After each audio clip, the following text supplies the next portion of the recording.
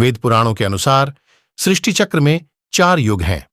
पहला सतयुग था, फिर त्रेता, फिर द्वापर और फिर कलयुग आया। अभी कलयुग ही चल रहा है। विष्णु पुराण के अनुसार इस युग में कन्याएं 12 साल में ही गर्भवती होने लगेंगी। मनुष्य की औसत आयु घटकर 20 साल रह जाएगी। कलयुग को प्रारंभ हुए 5,500 वर्ष ही बीते हैं और अभी से लोगों में बुराइयां बढ़ रही हैं। सनातन धर्म के ग्रंथों के अनुसार सृष्टि चक्र में 4 युग हैं।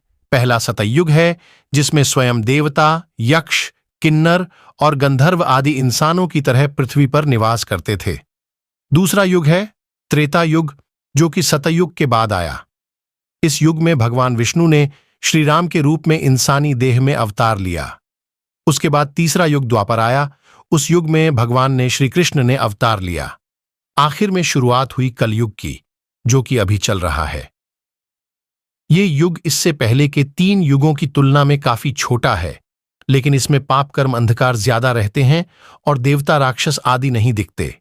इस युग में मनुष्य ही सर्वश्रेष्ठ होते हैं, जो जन्म लेते हैं, संसार को भोगते हैं और फिर एक दिन मर जाते हैं। महाभारत ग्रंथ, विष्णु पुराण और कल की पुराण समेत कई ग्रंथों में कलयुग के बारे में हजारों साल पहले ही भविष्यवाणी कर दी गई थी।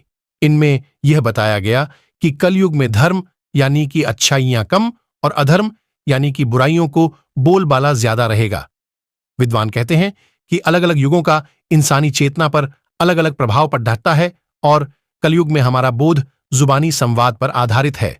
इस युग की अवधि 4,32,000 मानव वर्ष की है। इसमें मानव की आयु 100 साल के आसपास रह गई है। विष्णु पुराण के अनुसार कलयुग में अभी इतने बुरे दिन आएंगे कि इंसान की लंबाई मात्र 4 इंच रह जाएगी। वहीं इंसान की उम्र 12-20 साल तक के बीच की ही बचेगी। यह ऐसा युग है जिसमें सत्य, दया, करुणा, कर्तव्य व अहिंसा का ह्रास होता है और पापियों की संख्या बढ़ती है। कलयुग में धर्म का अनुसरण करने वाले कम होते जाएंगे, गायें भी खत्म होती जाएंगी। इसके अलावा धरती पर हजारों साल से मौजूद कुछ निशानियां विलुप्ति के कगार पर हैं। अभी कलयुग को प्रारंभ हुए 5,500 वर्ष ही बीते हैं।